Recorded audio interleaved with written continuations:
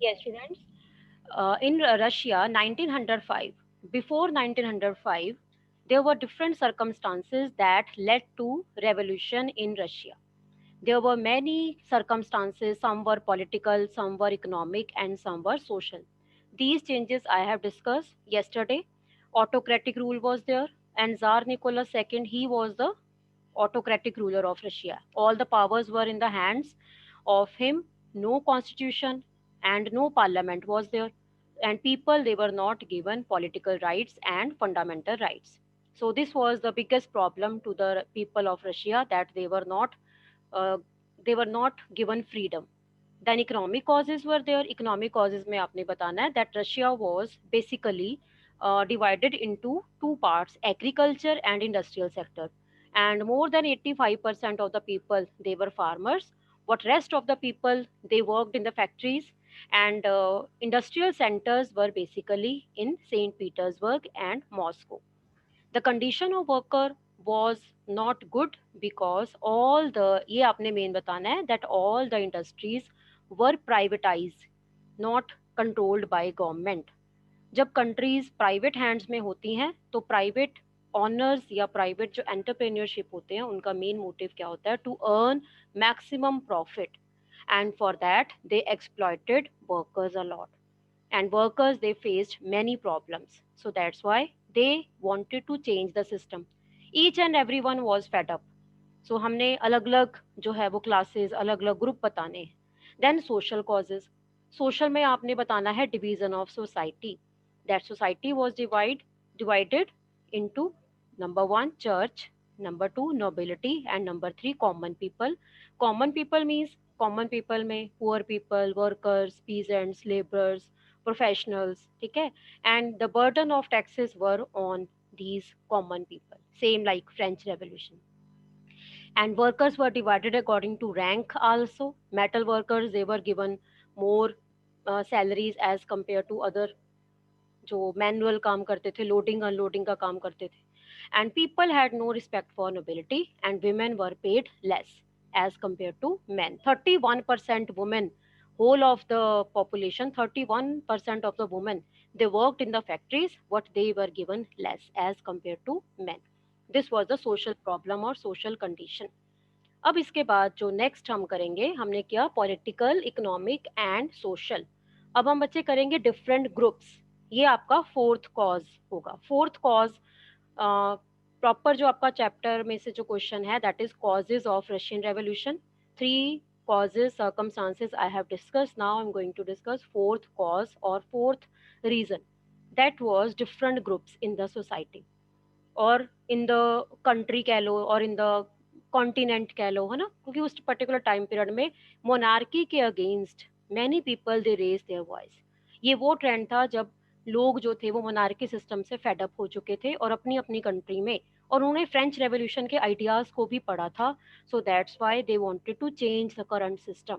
और इसके लिए कंट्री में या हम यूरोप में भी कह लें, अलग अलग लोगों की आइडियोलॉजीज थी.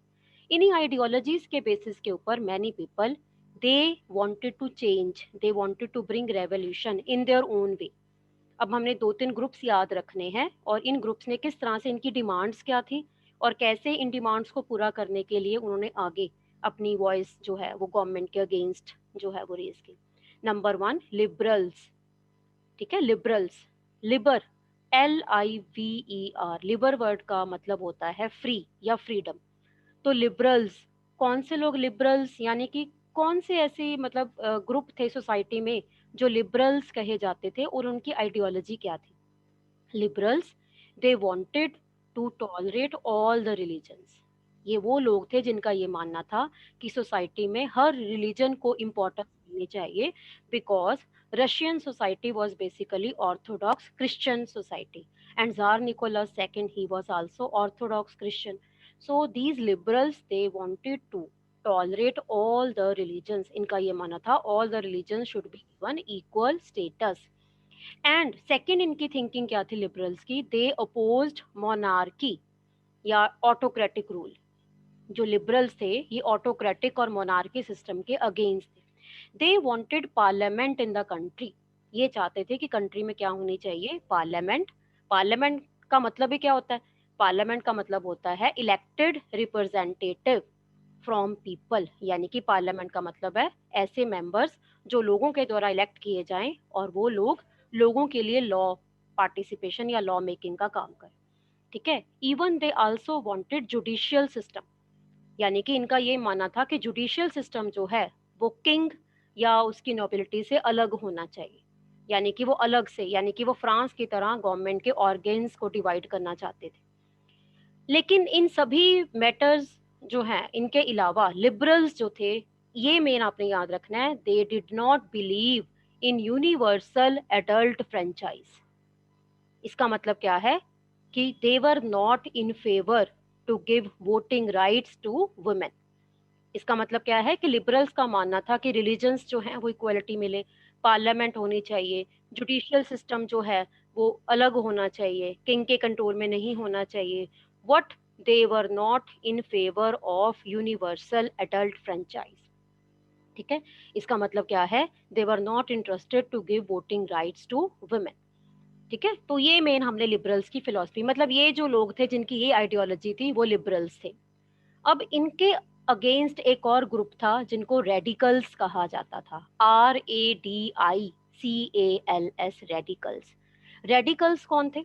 बाकी सभी मैटर्स के ऊपर लिबरल्स के साथ ये एग्री करते थे, लेकिन one matter means universal adult franchise, ये यूनिवर्सल एडल्ट फ्रेंचाइज में बिलीव करते थे। बाकी सभी मैटर्स यानी कि लिबरल्स के आइडियोलॉजी के साथ ये एग्री करते थे, लेकिन रेडिकल्स का ये कहना था कि सोसाइटी में क्या देना चाहिए, voting right to women.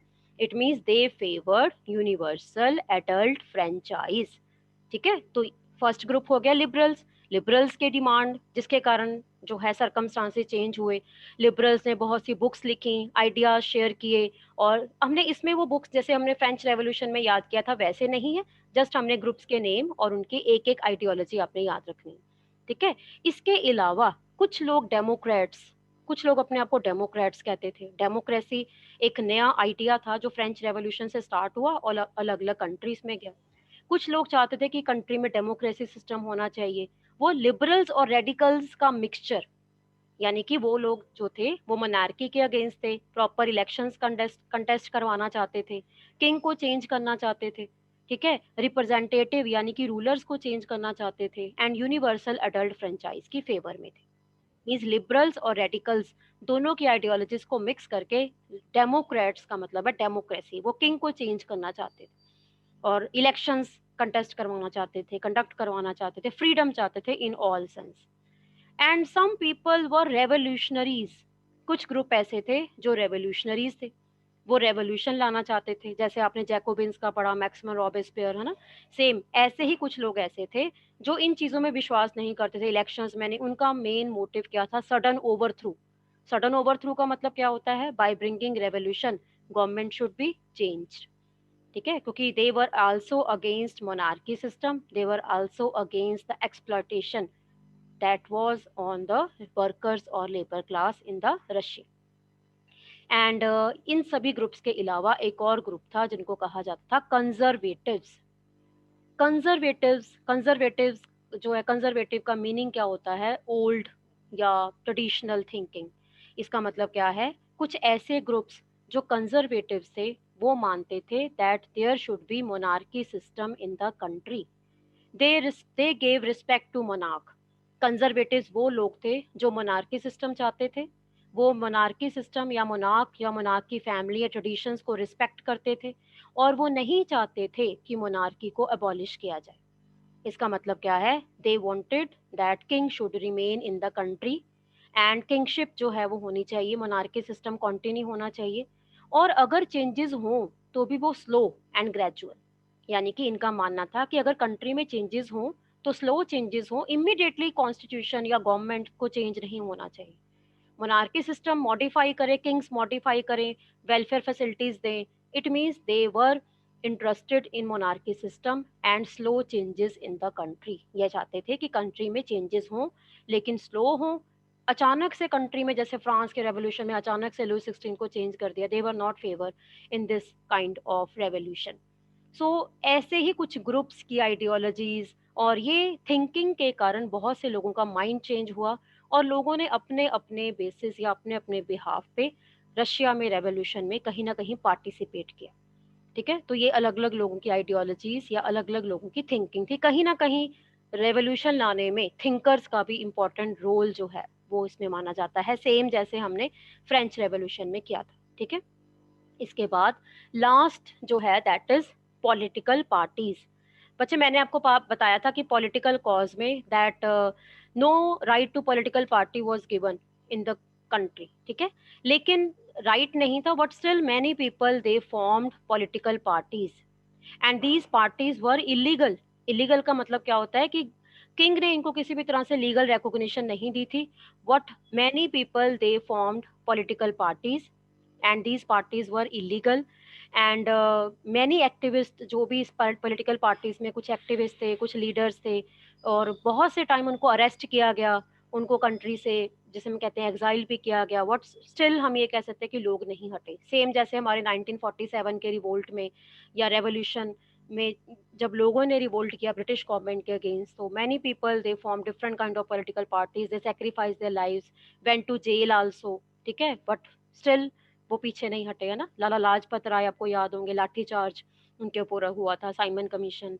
Then शहीद Bhagat Singh, HSRA, Hindustan socialist revolutionary army, उन्होंने एक पार्टी बनाई। उस टाइम ये अलाउ नहीं था, but still they form the parties and contributed and participated in the activities. Same ऐसे ही हमने कुछ पार्टीज रशिया के रेवोल्यूशन में हमने बतानी है कि ये पार्टीज जो थी ये पार्टीज बनी कहीं ना कहीं। इन पार्टीज में बहुत से लोगों ने पार्टिसिपेट किया, इनके लीडर्स जो हैं उनके कंट्रीब्यूशन से ही रशिया में रेवोल्यूशन आया। तो हमने इसमें अब पॉलिटिकल पार्टीज के नेम, कुछ नेम हमने इसमें बताने हैं। ठीक है, सबसे पहले रशिया में जो पार्टी बनी थी that was formed in 1898 and the name of the party was Russian Social Democratic Workers party. ठीक है, इस पार्टी का नाम क्या था? Russian Social Democratic Workers party, and this party was formed in 1898। और वर्कर्स, यहाँ पे वर्कर्स का नेम अंडरलाइन करो, इसका मतलब क्या है कि ये सोशलिस्ट, यानी कि ऐसे जो लोग जो सोशल सोसाइटी को इम्पोर्टेंस देना चाहते थे, वर्कर्स को इम्पोर्टेंस देना चाहते थे बेसिकली। ठीक है, ऐसे ही कुछ लोगों ने मिलकर ये पार्टी बनाई थी जो वर्कर्स को इम्पोर्टेंस या वर्कर्स के राइट्स जो हैं उनके लिए फाइट करना चाहते थे। तो no doubt at that time this party was not given any legal recognition, some members were arrested also. Activities उन्होंने भी स्टार्ट की, ऐसा नहीं है कि रेवोल्यूशन अचानक से 1905 में स्टार्ट हुआ। रेवोल्यूशन से पहले ही सरकमस्टांसेस या एनवायरनमेंट, पॉलिटिकल एनवायरनमेंट जो था वो बनना शुरू हो गया था। ठीक है, फर्स्ट पार्टी का नेम और ईयर आपने याद रखना है। ठीक है, Russian Social Democratic Workers party that was formed in 1898। ठीक है, इसके बाद कुछ ईयर्स के बाद फिर से जब लोगों को बहुत ज़्यादा प्रॉब्लम्स फेस करनी पड़ी and people they were not satisfied. ठीक है, तो पीजेंट्स जो हैं, फार्मर्स, जो कि 85% से ज़्यादा इकोनॉमी को कवर करते थे, पीजेंट्स एंड फार्मर्स। ठीक है, उन्हीं के राइट्स को लेकर एक और पार्टी बनी, और इस पार्टी का नाम क्या था?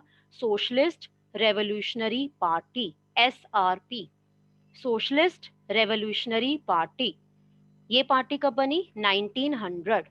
ठीक है, मैं फिर से एक्सप्लेन कर रही हूँ, socialist revolutionary party and this party was formed in 1900। अब इसमें आप अंडरलाइन करोगे मेन रेवोल्यूशनरी, ये एक रेवोल्यूशनरी पार्टी थी जिसमें रेवोल्यूशनरीज जो थे उन्होंने ये पार्टी बनाई थी, and ultimately this party was formed to give favour to peasants. इस पार्टी के साथ लिखो ब्रैकेट में, this party main was formed for peasants rights. जो मैंने पहले आपको बताई Russian Social Democratic Workers Party, ये मेन वर्कर्स के लिए बनी थी, और ये वाली जो पार्टी है ये बनी थी मेन पीजेंट्स के लिए, क्योंकि पीजेंट्स को उस टाइम पीरियड में बहुत सी प्रॉब्लम्स फेस करनी पड़ रही थी। दे हैड टू पे revenue also, high revenue, taxes also, और उनको एक्सप्लॉयट करते थे नॉबल्स, जो नॉबल्स थे उस टाइम पीरियड में वो उनको एक्सप्लॉयट करते, लैंड टैक्स जो है वो लिया जाता था उनसे। और आगे जाकर यानी कि अब हर पार्टी, कई बार क्या होता है पार्टीज में ना आइडियोलॉजी से रिलेटेड स्प्लिट्स हो जाते हैं, या लीडर्स के बीच में प्रॉब्लम्स हो जाती हैं, या व्यूज के रिगार्डिंग जो है वो पार्टीज कई बार टू पार्ट्स में डिवाइड हो जाती हैं। तो आगे जाकर यही पार्टीज जो हैं वो टू पार्ट्स में डिवाइड हो गई, ठीक है। एक पार्टी जो थी उसका नाम है वॉल्शेविक और दूसरी पार्टी मेनशेविक। बॉल्शेविक और मेनशेविक, ठीक है।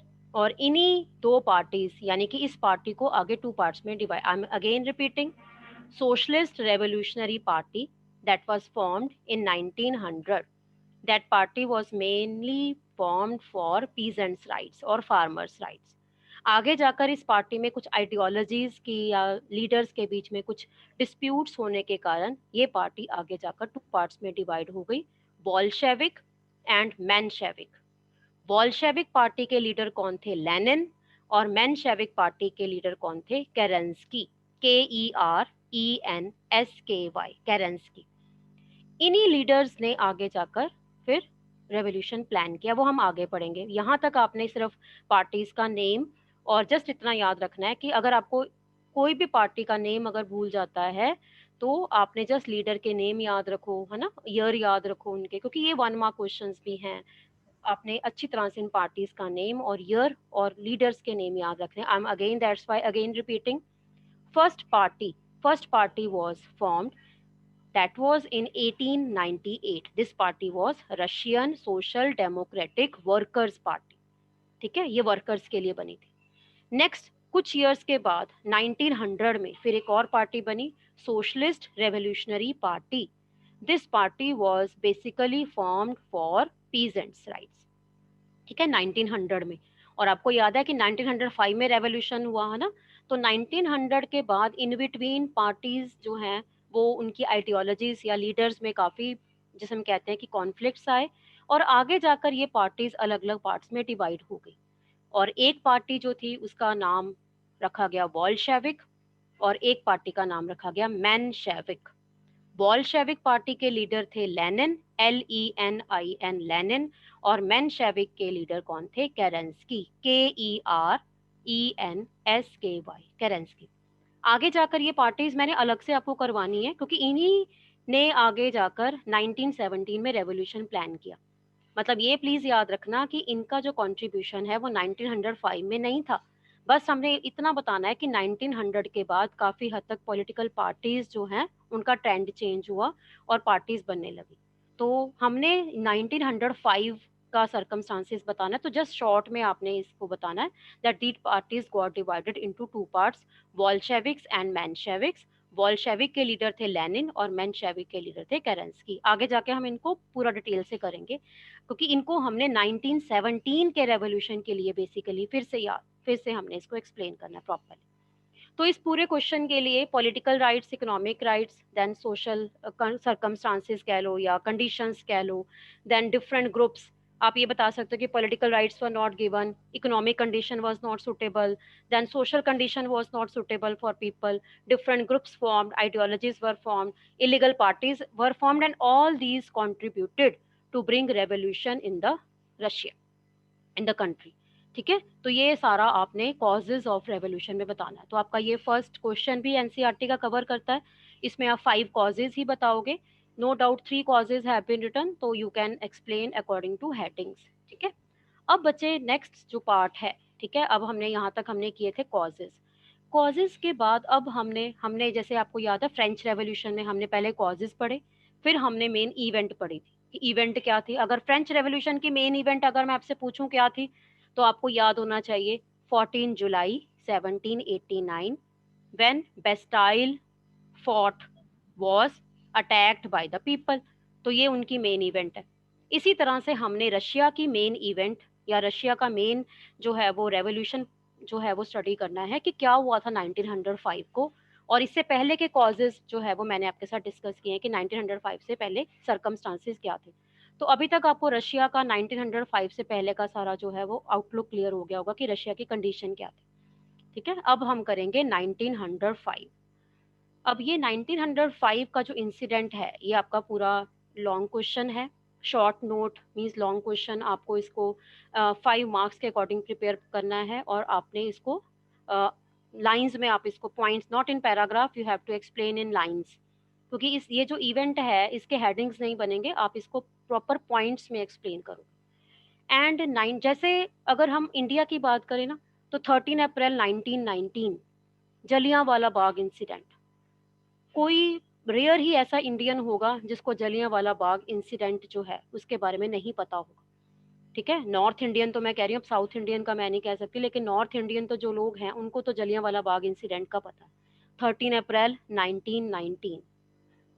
इसी तरह से 1905 का जो इंसिडेंट है रशिया के लोगों के लिए एक मोस्ट इम्पॉर्टेंट इंसिडेंट माना जाता है, because first time people they raise their voice against monarch और against their ruler and many people were killed.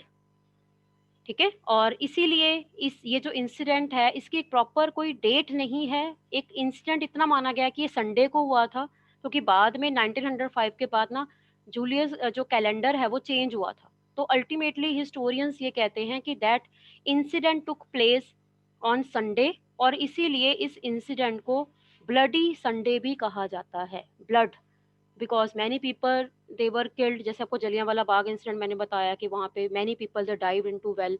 ठीक है, कि वो गोलियों से बचने के लिए जो है वो वेल में कूद गए, बाद में वहीं पे प्रॉपर जो है वो एक स्मारक बनाया गया। इसी तरह से 1905 में रशिया में भी बहुत से लोग जो थे वो जो जार का पैलेस था, अब यहाँ पे पैलेस का नाम चेंज है, विंटर पैलेस। जार का, जार निकोला सेकंड का जो पैलेस था उसका नाम क्या था, विंटर पैलेस। तो many people they gathered near winter palace and they were attacked and many people they were you can say they died also, और इसीलिए दे वर इंजर्ड आल्सो, है ना। और इसीलिए इसको क्या कहते हैं, ब्लडी संडे इंसिडेंट। तो अगर डायरेक्टली आपसे पूछा जाए write a note on 1905, then the answer will be same.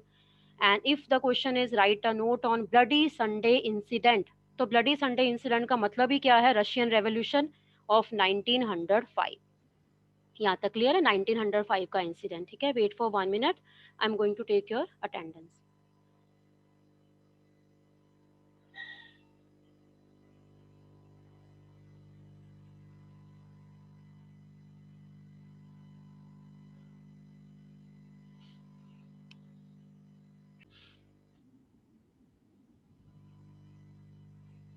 Yes बेटा, 1905 रेवोल्यूशन, इसमें सबसे पहले बच्चे आपने ये बताना है सरकमस्टांसेस। एग्जैक्टली 1905 का जो ईयर था that was very bad for the Russian people. ठीक है, फर्स्ट पॉइंट में आपने बताना है, because people they were facing high prices of essential goods. किसी कंट्री में जब लोग रेवोल्यूशन बच्चे करते हैं, ठीक है, गवर्नमेंट के अगेंस्ट जाते हैं, तो कुछ कॉजेज या कुछ रीजंस होते हैं। ठीक है, तो इसमें हमने बताना है कि ईयर 1905 का जो एग्जैक्ट ईयर था, ठीक है, इस पर्टिकुलर ईयर में अचानक से प्राइजेस जो थे गुड्स के, जो एसेंशियल गुड्स के प्राइजेस बहुत ज़्यादा इंक्रीज हो गए। ठीक है, एंड उस पर्टिकुलर टाइम पीरियड में जार निकोलस सेकेंड जो थे उन्होंने अपनी कंट्री में लोगों की प्रॉब्लम्स को समझे बिना, ठीक है, कोई ऐसा स्टेप नहीं लिया जिसमें कि वो लोगों को वेलफेयर पॉलिसीज जो हैं वो इम्प्लीमेंट करते। So people they were not satisfied with the jar rule. ठीक है, and wages of workers were very low. आपको मैंने पहले ही बताया था कि वर्कर्स जो कॉमन पीपल थे उनके वर्कर्स ऑलरेडी बहुत कम थे, एंड ऊपर से चीज़ों के प्राइजेस बहुत ज़्यादा बढ़ रहे थे। ठीक है, and the year was also not good for crop production. Bad harvest, bad harvest का मतलब क्या होता है कि crop failure. Crop failure means crop production जो है वो सुटेबल नहीं थी। ठीक है, और जिसके कारण जो फार्मर्स थे उनकी भी इनकम जो है वो बहुत कम, उस साल उनको इनकम बहुत कम मिली। लेकिन चीज़ों के रेट बहुत ज़्यादा बढ़ रहे थे, असेंशियल जो गुड्स होती हैं। ठीक है, and government was not controlling prices. Government की रिस्पॉन्सिबिलिटी यहाँ पे क्या बनती है, प्राइसेस को कंट्रोल करना, इकोनॉमी की कंडीशन को देखना। What eight that time economic condition was not good, ये मैंने आपको जैसे पहले बता दिया, आप उसके कुछ पॉइंट्स भी इसमें बता सकते हो।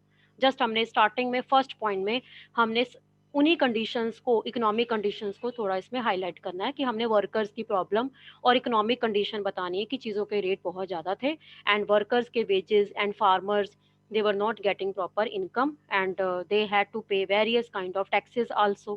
ठीक है, and government was not giving any kind of welfare policies to these people, common people, they were facing lots of trouble। ठीक है, तो ये ईयर हमने बताना है कि 1905 से एग्जैक्ट जो पहले का टाइम था वो ऐसा टाइम था, ट्रबल था लोगों में, है ना। देन अब इस पर्टिकुलर टाइम पीरियड में इवेंट, जो मेन इवेंट आपने याद रखनी है, मेन इवेंट क्या याद रखनी है, एक फैक्ट्री थी, iron works factory. Iron works factory means जहाँ पे आयरन जो है उसको स्मेल्ट किया जाता था, ठीक है, और आगे मशीन्स या फैक्ट्रीज में उसको सप्लाई करती थी। और ये फैक्ट्री का नाम क्या था, Putilov iron works factory, PUTILOV, Putilov iron works factory. इस फैक्ट्री में कुछ वर्कर्स जो थे उनको जॉब से निकाल दिया बिना किसी नोटिस के। 4 मेंबर्स, आपने ये याद रखना है, 4 members of Putilov iron works were dismiss from job, ठीक है, उन जॉब जॉब से निकाल दिया। एंड उस पर्टिकुलर टाइम पीरियड में वर्कर्स को जॉब से निकालने के लिए कोई नोटिस नहीं दिया जाता था, अचानक से उनको जॉब से निकाल दिया और बिना किसी रीजन के, ठीक है। तो ऐसे में जो वर्कर्स थे, ठीक है, ये वर्कर्स की अपने जो उनकी काइंड ऑफ ग्रुप था उसमें बहुत रिस्पेक्ट थी। ये जो वर्कर्स थे ये एक एक्सपीरियंस वर्कर्स थे फैक्ट्रीज के, और इसीलिए लोगों को ये लगा कि इन वर्कर्स को वापस जो है वो जॉब पे रखा जाना चाहिए। एंड इन वर्कर्स ने काफी सपोर्ट इकट्ठा किया अपने आसपास के areas, and many workers they joined these 4 workers. और ये जो इवेंट, ये जो मतलब इवेंट है, ये कौन सी पर्टिकुलर सिटी की, सेंट पीटर्सबर्ग। तो याद रखना आपने that in Saint Petersburg, in Putilov Iron Works factory, 4 workers were dismissed from the job without any notice or reason, and many workers joined them. और धीरे धीरे धीरे वर्कर्स जो हैं उनको उनको ये लगा कि आज इनको निकाला गया है, कल बाकियों को ना निकाला जाए। तो काइंड ऑफ एक असेंबली लोगों ने बनाई। अब ये असेंबली सेम आपको फ्रेंच रेवोल्यूशन की नेशनल असेंबली, ठीक है, तो काइंड ऑफ सरकमस्टांसेस वही होते हैं, नाम चेंज होता है, ठीक है, लेकिन कंडीशंस हमेशा कंट्रीज में एक जैसी ही होती हैं, ठीक है। तो इसमें हमने मेन याद रखना है आयरन वर्क फैक्ट्री का name, Putilov iron work factory. 4 members were dismissed from the job without any reason, ठीक है, and many workers they joined them, उन्होंने इनकी प्रॉब्लम्स को समझा, एंड दे डिक्लेयर स्ट्राइक, उन्होंने स्ट्राइक जो है डिक्लेयर कर दी। स्ट्राइक का मतलब क्या होता है, not to do work in the factory. अब अगर वर्कर्स काम नहीं करेंगे तो लॉस जो है वो किसको होगा, ऑनर को, ठीक है। एंड उस फैक्ट्री में यानी कि प्यूटिलोव आयरन वर्क्स फैक्ट्री में जो लोग काम कर रहे थे उन्होंने इकट्ठे होकर स्ट्राइक कर दी। स्ट्राइक का मतलब होता है एक यूनियन, एक असेंबली बनाई अपनी, रशियन वर्कर्स, एक काइंड ऑफ वर्कर्स की अपनी असेंबली जो थी, यूनियन बनाई, and they declared strike. Strike जो है डिक्लेयर की, and not to do work, काम नहीं करेंगे, मतलब ये उन्होंने डिक्लेयर कर दिया, ठीक है। And they demanded that these workers should be given job, उनको जॉब पे वापस बुला लिया जाए। एंड जब लोग इकट्ठे होते हैं ना तो इकट्ठे होकर और भी डिमांड्स जो हैं वो रखते हैं। They also put forward many kind of demands. और कौन सी डिमांड्स उन्होंने रखी, क्या क्या उनकी डिमांड्स थी, number 1, working hours should be reduced. उन्होंने और कौन सी डिमांड रखी कि उनके जो वर्किंग आवर्स हैं वो रिड्यूस हो जाए, पहले 15 आवर्स थे, उनको रिड्यूस कर दिया जाए, ठीक है। देन और क्या उन्होंने डिमांड रखी, राइज इन वेजेस, कि उनकी सैलरीज जो हैं वो बढ़ाई जाए, कितने सालों से उनकी सैलरीज बढ़ाई नहीं थी। प्राइजेस जो हैं वो गुड्स के बढ़ रहे थे, उनको कंट्रोल किया जाए, ठीक है। इम्प्रूवमेंट इन वर्किंग कंडीशंस, यानी कि फैक्ट्री में उनकी कंडीशंस अनहाइजीनिक थी, ड्रिंकिंग वाटर फैसिलिटी नहीं थी, और कंपनसेशन नहीं दिया जाता था, मेडिकल अलाउंस नहीं दिए जाते थे। इस तरह की प्रॉब्लम्स जो है, अगर किसी का एक्सीडेंट होता था तो उसको मेडिकल अलाउंस, उसकी फैमिली को किसी भी तरह से जो है वो अलाउंसेस नहीं मिलते थे।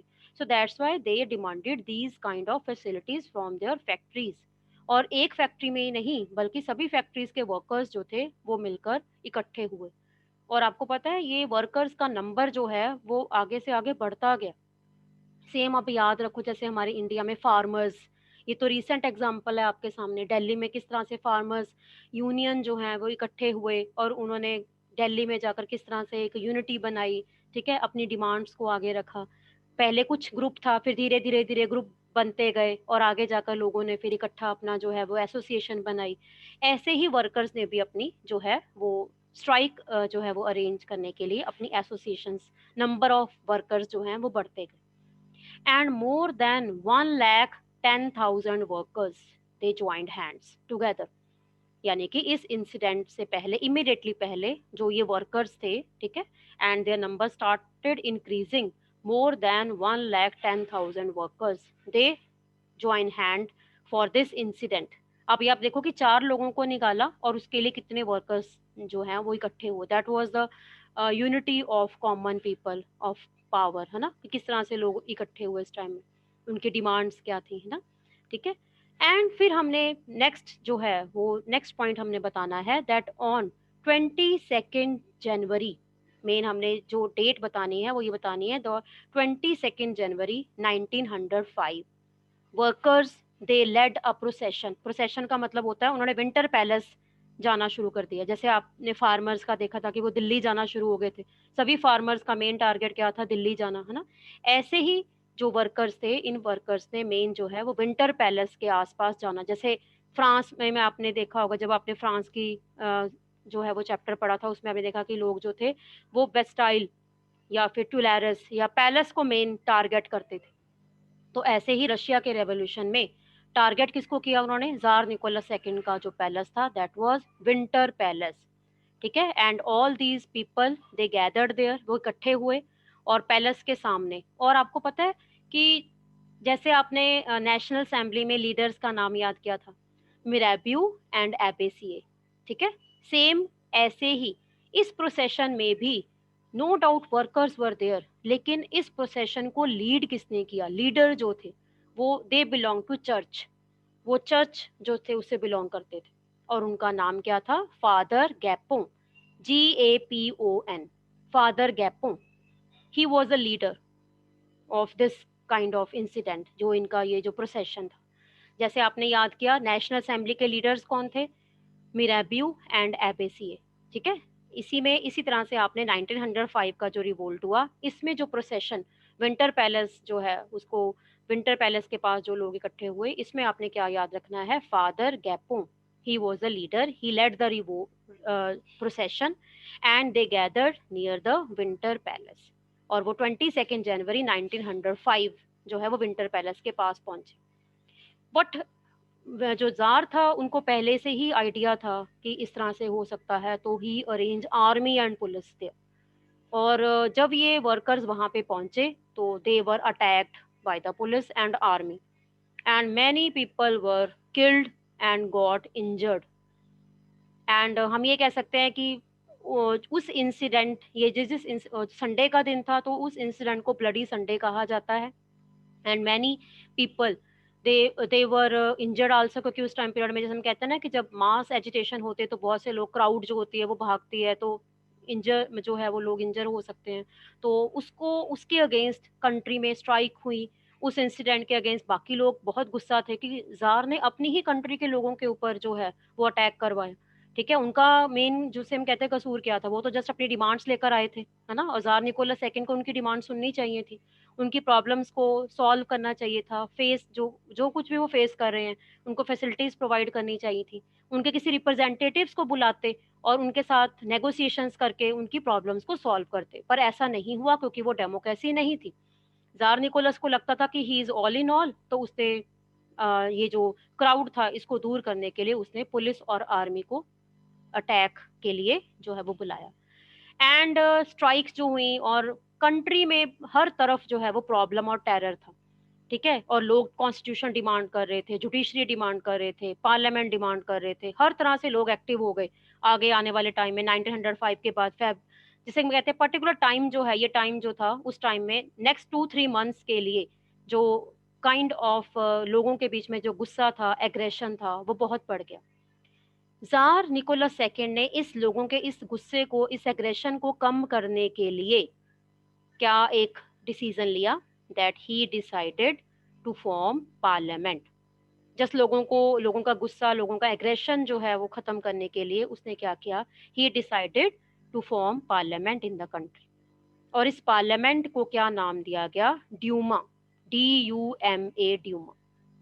फर्स्ट टाइम कंट्री में पार्लियामेंट बनी and the name was given to this parliament was Duma. लेकिन जैसे लुइस 16 जो थे वो कॉन्स्टिट्यूशन मोनार्की बनने के बाद ही वाज नॉट सेटिस्फाइड, उसने अपनी कंट्री में प्लान किया था अटैक. ऐसे ही tsar Nicholas second, he was not satisfied with this Duma. जो पार्लियामेंट बनी, कंट्री में प्रॉपर इलेक्शंस करवाए गए, नए मेंबर्स ऑफ पार्लियामेंट बने, ड्यूमा के जो मेंबर्स थे, कुछ लिबरल्स थे, कुछ डेमोक्रेट्स थे। तो tsar was not satisfied with this Duma, क्योंकि ज़ार को हमेशा लगता था कि वो जो भी डिसीजन करेगा, वो ड्यूमा के लोग कभी उसको एग्री नहीं करेंगे, क्योंकि उनकी आइडियोलॉजी टोटली डिफरेंट थी। दे वर अगेंस्ट मोनार्की। और आपको पता है फिर ज़ार ने क्या किया? ज़ार ने अपनी पावर को यूज़ करते हुए ड्यूमा को डिसॉल्व कर दिया, ड्यूमा को खत्म कर दिया विद इन 75 डेज। जो फर्स्ट ड्यूमा बनी, 75 डेज के अंदर अंदर ड्यूमा को डिसॉल्व कर दिया। अब लोगों ने फिर से कॉन्स्टिट्यूशन या फिर से पार्लियामेंट की डिमांड की, फिर से वही इनकी डिमांड शुरू हो गई। तो जार निकोला सेकंड ने क्या प्लान किया? जो सेकंड ड्यूमा बनाई, उस ड्यूमा में उसने लिबरल्स को निकाल दिया, रेडिकल्स को निकाल दिया, कुछ डेमोक्रेट्स को निकाल दिया, और फिर से एक नई ड्यूमा जो है वो बनाई। लेकिन जार इस ड्यूमा से भी सेटिस्फाइड नहीं था, और उसके बाद ड्यूमा